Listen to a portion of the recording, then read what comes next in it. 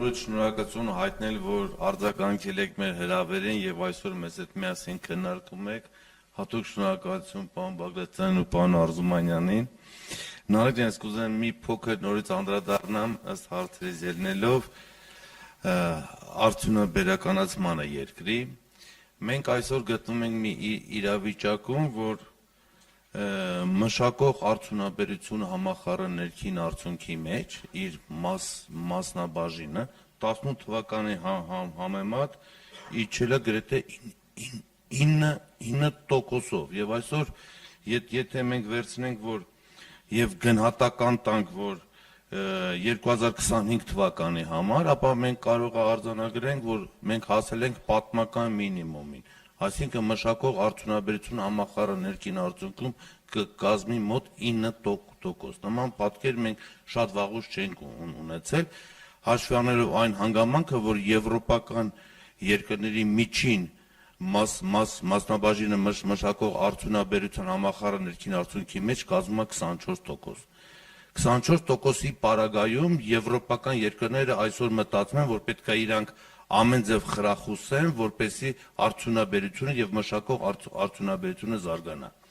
Մենք գտնվում ենք այն վիճակում, որ դա ամենաանհրաժեշտ քայլն է։ Առանց դրա մենք չենք կարող, որտեղ դրան զուգահեռ գալիս է արտահանման ծավալների անկումը։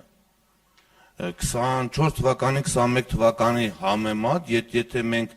նայենք ապրանքների արտահանումը եւ դրանից զտում ենք վերը արտահանումը եւ դրամային արժեքով դիտարկում ենք ինչը կարեւոր Հայաստանի տնտեսության համար, ապա այստեղ մենք ունենք նորից լուրջ անկումներ եւ արտահանման տեսակարար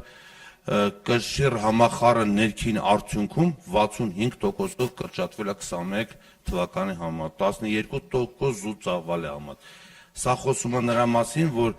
մեր տնտեսությունը այսօրվա կառուցվածքով չի կարող ապահովել երկրի կայուն զարգացում։ Կայուն զարգացման համար մենք նաև միասին նաև աշխատանքային փորձ ենք ունեցել իմ պաշտոնավարման շրջանում, երբ որ հենքը դրեցինք, որ կայուն տնտեսության արտահանման նման երկրի ամենակարևոր գրավականներից մեկը դա արտահանման ընդլայնումն է։ Եթե հիշում եք միասին նաև ծրագիր արեցինք եւ մեկ տարվա մեջ արտահանումը 100 միլիոն դոլարի չափով մենք ավելացրեցինք։ Ես մեր բոլոր գործընկերներին նշեմ, որ մենք արդյունաբերության զարգացման նաև հենքում Նարեկը նշեց, որ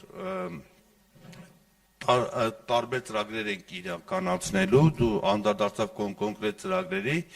բայց այստեղ նաև շատ կարևոր է նշենք, նշենք, որ մենք մեր ծրագրերի մեջ նաև դնելու ենք, որ մեր հիմնական կայուն զարգացումը պետք է հենված լինի նաև արտահանելի տնտեսություն ստեղծելու վրա։ Վեր ազգային կորպորացիաների մուտքը պետք է ապահովենք, մենք դա ենք երկար քննարկել, որը իր հերթին կստեղծի նոր աշխատատեղեր, կբերի նոր գիտելիքներ, նոր մշակույթ եւ ինչու ոչ նաև կապավի մեր տնտեսական եւ աշխարհակաղակական անվտանգությունը եւս։ Մենք պետք է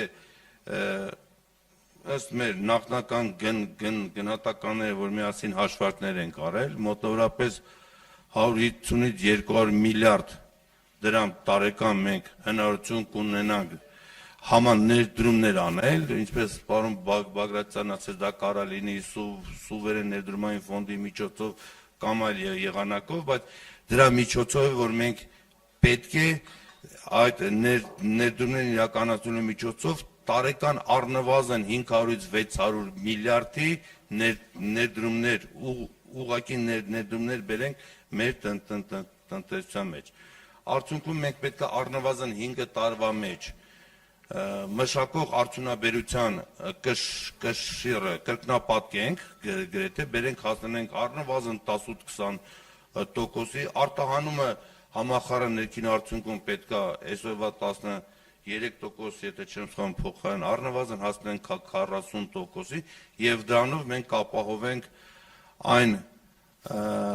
խոստումը, որ տալիս է Սամվել Կարապետյանը, որ մենք 5 տարվա մեջ կստեղծենք առնվազն 300 նոր աշխատատեղեր եւ այստեղ ամենակարևորը 300,000 եւ այստեղ ամենակարևորը նաեւ որ ես կուզենամ անդրադարձ կատարեմ, որ հիմնականում շեշտադրումը դրվելու է